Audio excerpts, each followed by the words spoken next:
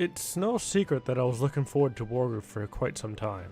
It was clear from the start of the project where the developers' inspirations had come from, and if handled right I thought that Wargroove could be the game to bring back the classic Advance Wars formula I had grown to love during Nintendo's GBA era.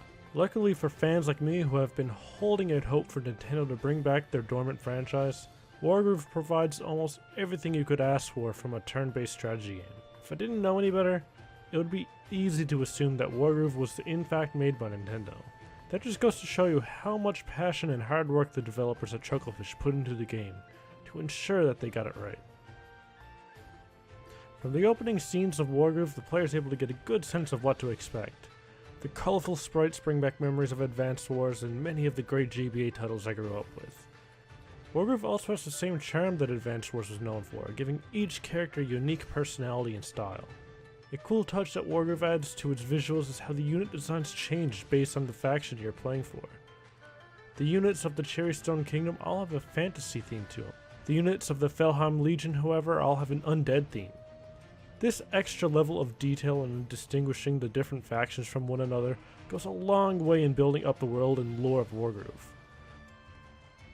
After you get past the nostalgic look and feel of Wargroove, it's time to really dig into the game and see what it has to offer. The basic gameplay design is exactly like that of an Advance Wars title. Each turn you will earn a certain amount of gold depending on how many buildings you control, using that gold to recruit new units in order to capture new buildings, and eventually battle the enemy. Fighting over resources is a crucial part of Wargroove, as the player who is able to secure an early economic lead can often snowball it into a win by purchasing stronger units earlier. It's not all about owning the strongest units though, since there's a vast web of units that counter each other, and each individual unit also has a special condition that can be met to score a critical hit. A player who is perhaps at a disadvantage economically can still pull things back into their favor by using units that specifically counter the opponent's stronger units and ensuring they are taking full advantage of the unit's critical hits. Dragons may be the strongest aerial unit in the game, but a well-placed mage can take a dragon out of the fight immediately. When it comes to the overall feel of the game, from gameplay to visual design, everything feels right at home.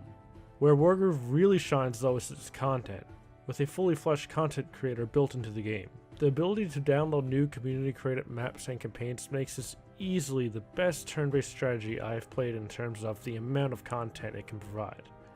The lengthy campaign and additional arcade and puzzle modes are also there to sink your time into, not to mention multiplayer if you want to test your skills against some of the best. Without the community content, Wargroove already had enough there to keep me playing for quite some time, with over 30 hours into the campaign already. Chucklefish really outdid themselves in delivering as much content as they could provide to players in a $20 game. Overall, Wargroove is everything I had hoped for leading up to its release. The gameplay is spot on, the visuals bright and fun, and the content abundant. There isn't much else that I could have asked for in this indie title, and the few critiques I did have early on were quickly addressed in the content patch.